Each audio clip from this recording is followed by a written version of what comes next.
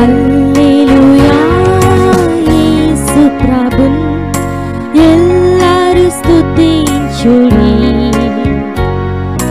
వల్లభుని చర్యలను తిలకించి స్తుతించుడి. Praise the lord. దేవునికి వందనాలు.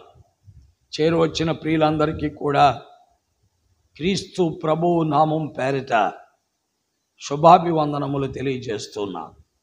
దైవ గ్రంథం బైబిల్ నుండి సామెతల గ్రంథం 3వ అధ్యాయము 26వ వచనాన్ని చదువుతున్నా. యెహోవా నీకు ఆధారమగును, నీ కాలు చిక్కుపడుకున్నట్లు ఆయన నిన్ను కాపాడును.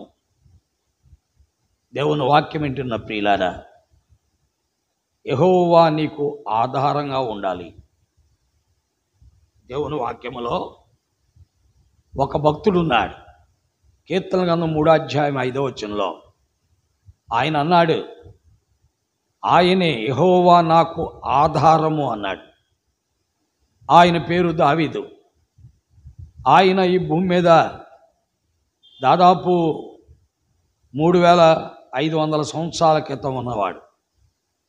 ఆ దావీదు లేడు అని నువ్వు అన్నట్లయితే ఈ భూమి మీద మధ్యాసియాలో ఉన్న ఇశ్రాయేల్ దేశం కూడా ఉండనట్టే. ఎందుకనగా భూమి మీద యూదులు అనేవారు ఉన్నారు.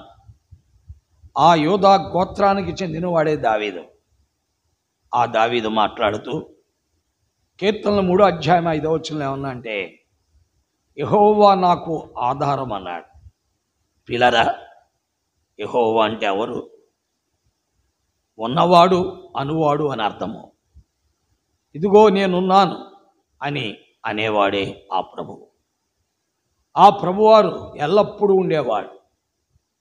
ఆయన ఆది అంతము లేనటువంటి వాడు.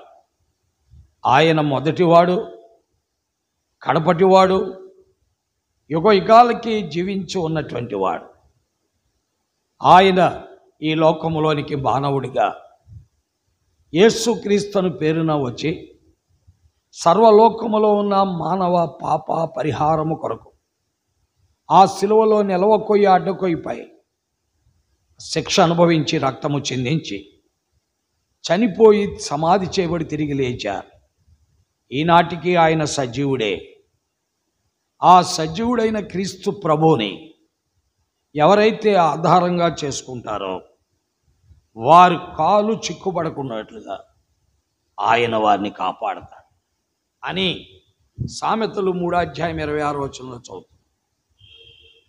కాబట్టి పిల్లారా, మనము క్రీస్తును ఆధారంగా చేసుకోవాలి. ఆధారం నీవే అని ఆ ప్రభుతో అనాలి.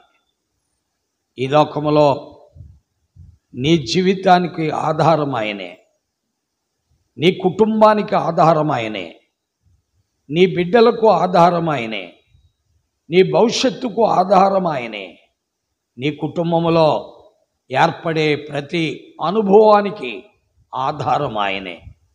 కాబట్టి ఆ క్రీస్తు ప్రభువునందు విశ్వాసం ఉంచు. ఆయనపై ఆధారపడిన వాడిని ఆయన సిగ్గుపరిచే దేవుడు కాదు. అందుకే వాక్యంలో రాయబడి ఉంది, ఆయనపై ఆధారపడిన వాడిని ఆయన సిగ్గుపరచడు. అందుకే వాక్యంలో రాయబడిన మాట, ఆయనందు విశ్వాసం ఉంచువాడు ఎన్నడూనూ కలవరపడడు అని రాయబడి ఉంది. కాబట్టి దేవుని వాక్యం వింటున్న ప్రియులారా, క్రీస్తును నమ్ము, క్రీస్తునందు విశ్వాసం ఉంచు. ఆయన నమ్మిన నరుడు ధన్యుడు, ఆయన్ని ఆశ్రయించిన నరుడు ధన్యుడని ఇర్మియా 17వ అధ్యాయం 7వ వచనంలో చదువుతున్నాం. ఆ ప్రభువుని నమ్ముకుని వాడు ధన్యుడు, ఆ ప్రభువు వానికి ఆశ్రయముగా ఉంటాడని రాయబడి ఉంది. కాబట్టి నమ్ముదాం, ఆ ప్రభువునందు విశ్వాసం ఉంచుదాం. దేవుడు మిమ్మును మీ కుటుంబాలను దీవించి దర్శించునుగాక. ఆమేన్. ప్రార్థన. ప్రేమ కలిగిన తండ్రి, నీ వాక్యమును ప్రజల మధ్యలో ముద్రించి వారి మనోనేత్రాలను వెలిగించి నీ సత్యమును గ్రహించుడు సహాయపడమని, వాక్యమును నీరు కట్టి ఫలింపచేయమని యేసుక్రీస్తు వారి దివ్య నామములో స్తోత్రించి ప్రార్థించి బ్రతిమలాడి వాక్యం వినే వారందరినీ దీవించమని బ్రతిమలాడి వేడుకుంటున్నాము తండ్రి. ఆమేన్. ప్రైజ్లాడండి. దేవుడు మిమ్మల్ని దీవించి ఆశీర్వదించునుగాక. చంద్రులారాయిలా